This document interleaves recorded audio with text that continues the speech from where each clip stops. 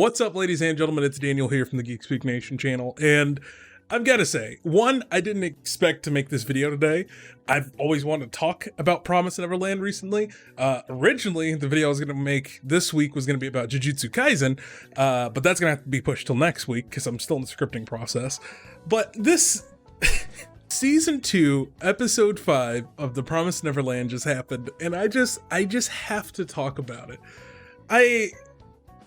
I don't understand how this show went from one of the most exciting, engaging, unique stories that I've been just watched in recent memory to what might end up being one of the most rushed pieces of production I've ever seen or witnessed. This is insane. So again, I just want to clarify, okay, season 2 of Promised Neverland is not over. Spoilers, by the way, for all of season 1 and everything leading up to season 2, episode 5. This season is not over, so anything could happen. They could pull everything around and still deliver a very satisfying conclusion by the end of this series. And you know, the technical skill of the directing, the voice acting, the art direction, all of that stuff is still intact with this series. However, it just feels like a big jump was made from episode 4 to episode 5 in story. Sorry, my computer was making noises. I don't know why it did that. Okay, and just to set things up, I am an anime-only watcher of this series for right now, just because I've been binging a whole bunch of series and just getting back into anime again. So, you know, I'm like, you know, there's a whole bunch of series I want to watch, and I'm binging through Promised Neverland. It's been going great, and I've been watching it weekly with everyone now for season 2.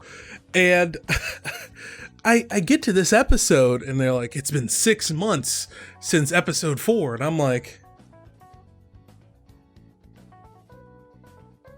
we're doing a time skip now. Okay, well, you know, hey, you know, I'm anime only. I'm down for whatever, man. You know, wherever the story takes me, I'm with it. But as the episode progresses, I realized it felt like something was missing. Like there was a large gap of information. The whole entire first season was spent so meticulously explaining how these children were escaping, how they were going to survive. Like survival, the act of survival in and of itself was so meticulously explained all throughout season 1 and the idea of it. And towards the beginning of season 2, that same attention to detail and that same care was taken into consideration with the story. But then all of a sudden, in between episode 4 and episode 5, you know, instead of analyzing every move these kids make and how they're going to make it through this world and what details are they paying attention to and solving this mystery, all of a sudden they're like, yeah, you know, so nothing's really happened in the last 6 months. We've been kind of hanging around this kind of demon town, and we've been going through and just trying to steal a couple of food items here and there. We got a little bit of a system set up, but things aren't going well. And I'm like, okay, this is a very big jump from where I last saw you, where literally everyone was down on their ropes and it felt like everyone's dreams had been crushed because the world, it turned out, was not as what it seemed, and with Minerva and being hunted down by soldiers, and now Mama's back. It was such a strange place to leave off at and then pick up 6 months later from. And none of those same feelings are there from when we last left us, our characters in the last episode. I'm sorry, there's so many errors and there's so much rambling of me going on. I literally just finished watching the episode and I'm just like, everything is rolling through my brain right now and I have to talk about it. But it was such a strange gap emotionally and logically from where the story was to where we are now. And we're getting more world building. I'm like, okay, I guess that's fine. I guess that's cool. I guess we're okay. And then we get to the end of the episode. The end of the episode. Obviously, 2 kids get caught because, you know, they're dingleberries. Of course, they're going to get caught and be super obvious. Don't know why taking them was a good idea at all, whatsoever. Regardless, they take the kids into the market. They get caught. They get surrounded at the end. But guess what? It's not demons. It's people. But it's not just a single person. It's a group of people, but who's the leader seemingly of these group of people? Norman. What? What? It just logically, I felt like literally I was just thrown into the middle of like season 6 of a show or something, where I was just like, this was supposed to be some big grand reveal that I was supposed to be very emotionally attached to, but I wasn't, because I was so confused. I was like, did I miss something? Like between episode 4 and like I checked, I was like, did I miss an episode or something? Did I miss a week? Because this literally makes no sense. Like they're presenting this like it's some big grand reveal that he's alive. They made it very obvious, 1, by not showing his body, 2, by showing him go through that separate door, and 3, they keep bringing him up like every 30 seconds. Like almost every single scene, there's a mention of, but I wish Norman was here. Only Norman was still alive. Why?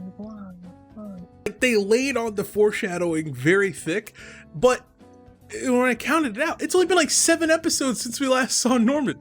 And it's like, granted, I cried like a baby when I thought he died, but the amount of time that has passed has been so little, it just kind of feels like I just kind of got cucked emotionally. Where I'm just like, oh, well, why did I care that he might have been dead? Because he was apparently obviously alive the whole time. They keep bringing it up over and over again.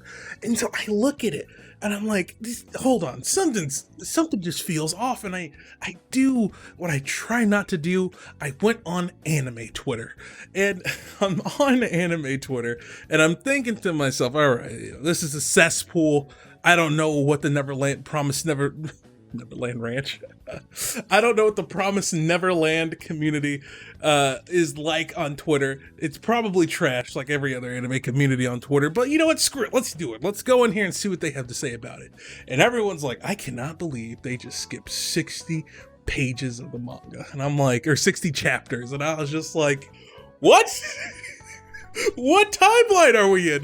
What is going on? And I think the craziest part about all this is they're like, yeah, and the author of the manga is involved with the production of the anime. And I'm like, okay, but why though? Why we skip everything? Why did we skip a whole bunch of stuff? Like, granted, I saw some people, some anime only viewers, such as myself, tried to make the argument that it's like, oh, well, those stories and those arcs still exist if you want to read them. All you have to do is download your local Shonen Jump app and you'll be able to read that manga. And it's like, yeah, but I thought we were watching an adaptation of the manga. It doesn't have to be faithful page for page, adapting panel by panel, but I thought we were following along loosely what was happening, a la Brotherhood, if you will, a Full Metal Alchemist for reference. But yeah, but it turns out they're kind of pulling the Full Metal Alchemist first series, or maybe a Tokyo Ghoul, or maybe a Game of Thrones season 8.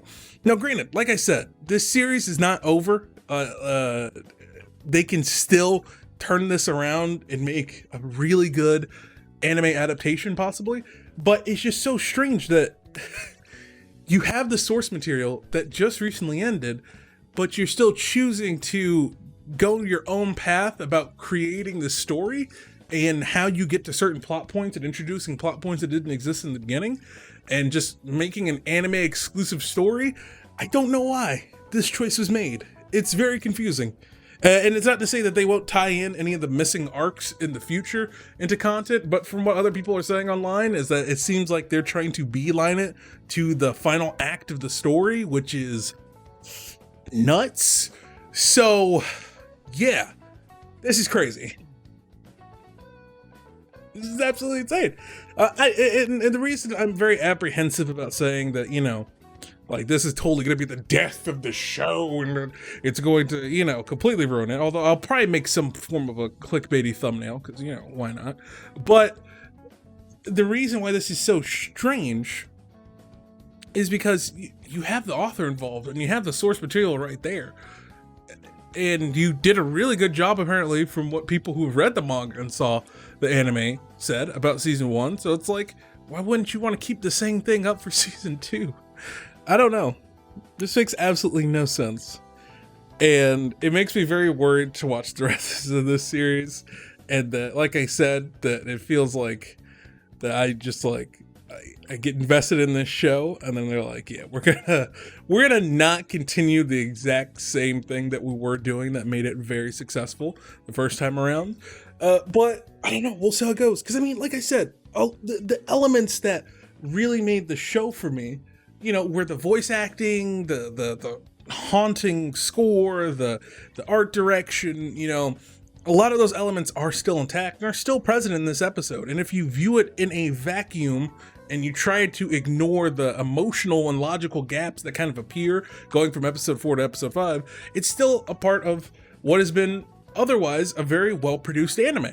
But when you start looking at it from the perspective of, oh wait, there was a whole bunch missing and now they're just freebasing it to the ending, this is crazy. This is absolutely crazy, and I do not know why this decision was made. And I just hope we don't end up with a Tokyo Ghoul situation, or a Game of Thrones situation where it's just like, you were almost there. You're almost there, but decisions were made, and I don't know why. This is crazy. This is crazy. I just had to talk about this, especially from a very casual perspective. You know what I mean? Like, look, I'm trying to get back more into anime and watch a whole bunch of more stuff and read a whole bunch more stuff. But man, you don't see this every day. So I felt very privileged to be in a position to sit here and watch this show and see this unique thing unfold in front of my eyes. I haven't had this happen in a while since in watching anime. So this has been, it's been something. But with that being said, if you guys watch Promised Neverland in this random video, let me know in the comment sections down below. It's crazy. What an episode. What an episode. Oh my god. Yeah, let me know what you think about it in the comment sections down below. Try not to include massive manga spoilers in the comment sections down below. Try to keep the discussion related to the anime. But yeah, this is crazy. This is crazy. We'll see how it goes. We're all in this together, man. We're on an adventure. We're on an adventure, and I don't know where this adventure leads. But we're going somewhere, man. We're going somewhere. And you know what? I'm locked in. I'm too invested now to be scared. All right. I am literally on the roller coaster. I'm buckled in, and I see that when you look at the roller coaster, that it goes up into the clouds, and you're like, oh yeah. But then you look down and you see that the track isn't finished. Like you had a map of what the roller coaster looked like, and now you see just some other bits of the track at the bottom, and you don't know how you're gonna go up to down. You don't know how it's supposed to connect. So that's what we're in for, man. We're in for a journey. Hopefully they end up sticking the landing, and all it ends up being in case of is we go in. It's a great adaptation of the story, just a little rushed.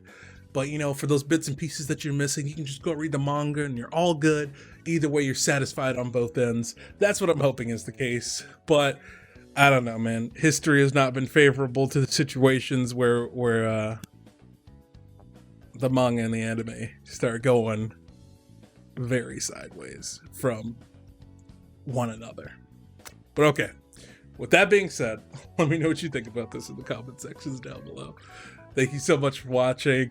I promise I am working on my next video, which is going to be on Jujutsu Kaisen. And then from there, we're going to probably talk about some other actual movie related stuff or video game related stuff. Something that's not anime related. Because my last video was about Fullmetal Alchemist movie. Okay. With that being said, thank you so much for watching. I'm Daniel, and don't forget to get geeky. Oh my god, what's about to happen? People come and they go.